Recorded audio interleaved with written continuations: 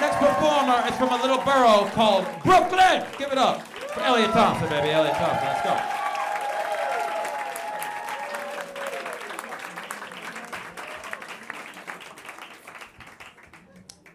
How's it going?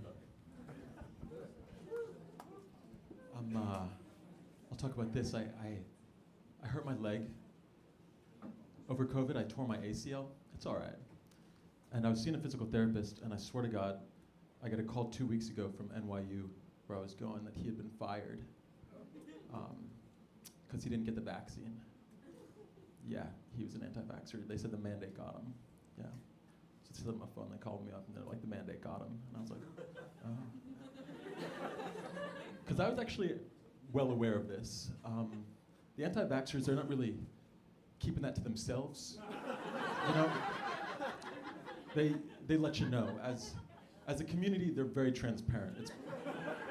It's pretty nice, but our last session, it was all we talked about. And I don't know if you've had this experience. He's a medical professional, no?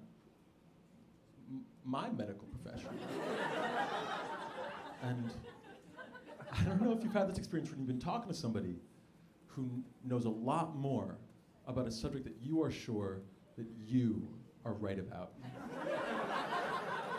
Do you know what I mean? Because this took me by surprise. Some of these anti-vaxxers, I didn't know this. They've been reading. And I didn't know that there was homework. You know, I hadn't been keeping up at all. He was talking about spike proteins. I was like,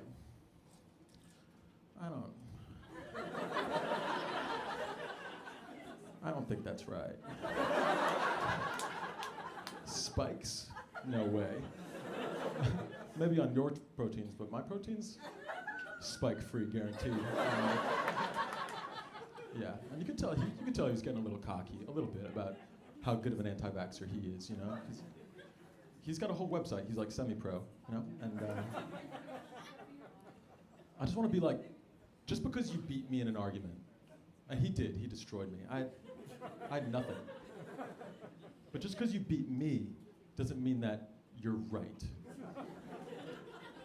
you know what I mean? Like I'm just dumb, dude. Like I'm not the face of vaccines. I'm not I'm not the vaccine representative. Imagine if I was a guy on CNN just being like, you gotta get the vaccine, dude.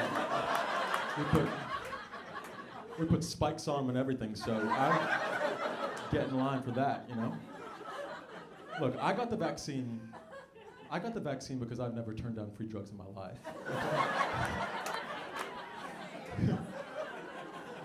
My PT, he was like, you know, the vaccine makes you feel like shit for days after. I'm like, yeah, all the best drugs do, so stick it in me. And they did. They stuck it right on, yeah. Doing good though, recovering. Yeah, I've got no money. It's all right. You know, there are worse things. I don't think money can buy you happiness. I do think that it can whittle down some of the reasons why you're not happy. You know what I mean? You can be like, oh my God, it wasn't that. You know? Like that's why rich people are the only people who can be truly depressed. Like true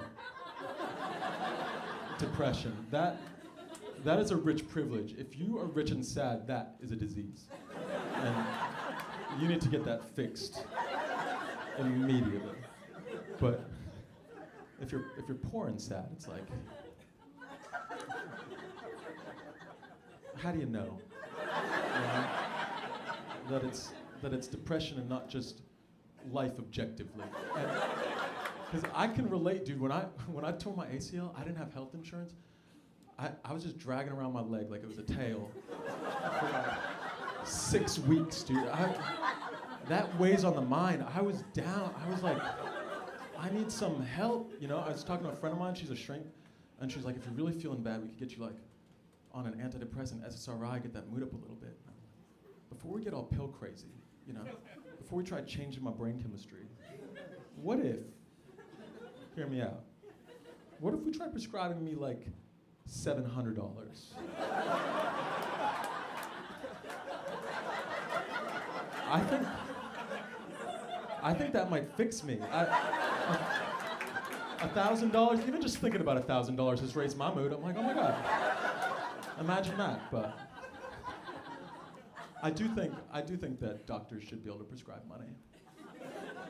It makes things better, you know? It's much better than most medicine, I would say. You know, if you had a fever and you're like, Doc, I'm burning up. He's like, you sure are? Here are your choices. I can get you a Advil or a 20. I would take the 20 immediately. Feel much better than Advil. Advil? But medicine's crazy in this country. Like chemo, God forbid, if I ever had cancer and the doctor's like, you're gonna need chemo, it's gonna cost you $50,000. I'd be like, okay, well, doc, could we give me the option? You know? Prescribe me one or the other. Prescribe me the chemo or the 50. I'd take the 50, I'd go to Hawaii, and I'd see what the sun can do in its own, you know what I mean? Chemo direct, straight from the source, but yeah.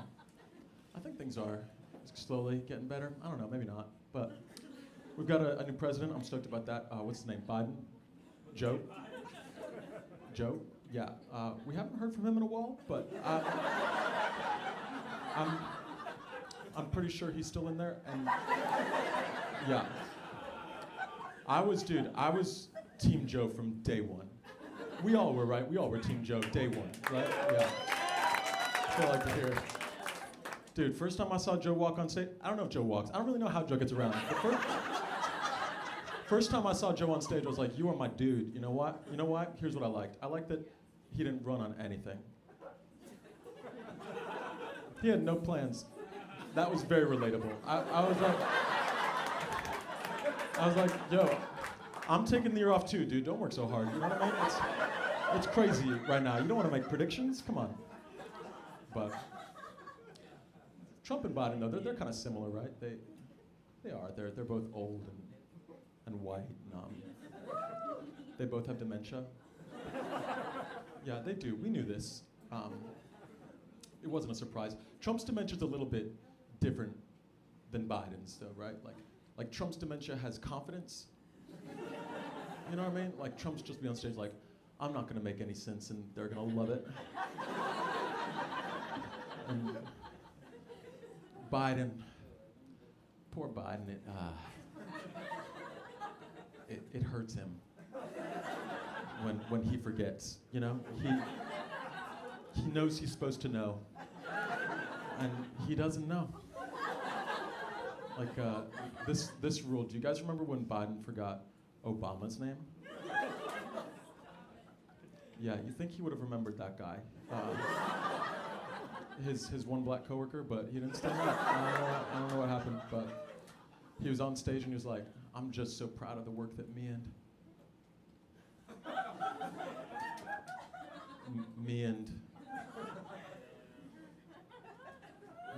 and then he said, you know the guy. And I was like, Joe, baby, we all know the guy, okay? We need you to know the guy. You've got the codes, Joe. You don't know the guy, no codes, okay? But yeah, you know, I've been, the whole pandemic, I've been on my phone more than ever, just setting record stats, and I've been thinking a lot about my targeted ads, you know? Because they're not like regular ads. You know, they're targeted at me. I'm the target. And it's based on my activity, right? So it's kind of like the ads are giving you a little bit of yourself back to you, you know? It's like, it's almost like a mirror where they're showing you a little bit of what the algorithm thinks you are, you know? And I just want to say that it makes me a little, you know, my penis works fine. And I've got a lot of hair on my head, and I've never wanted an alpha brain.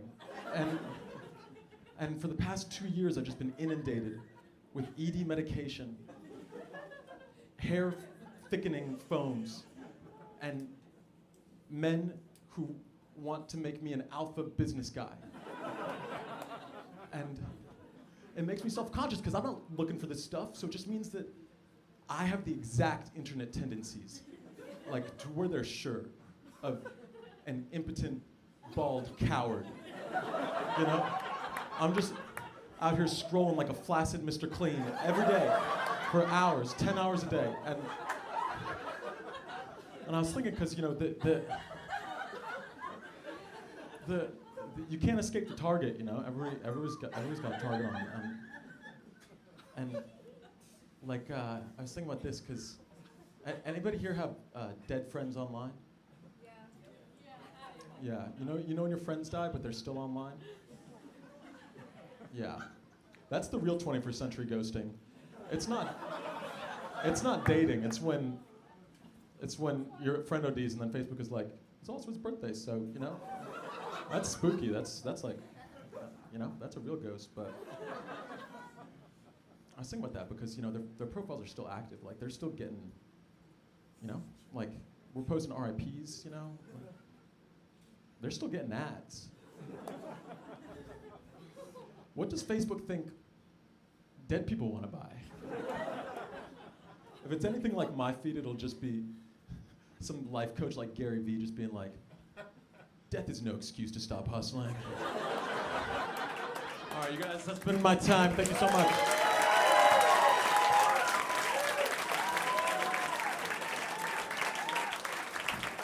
Eliot Thompson.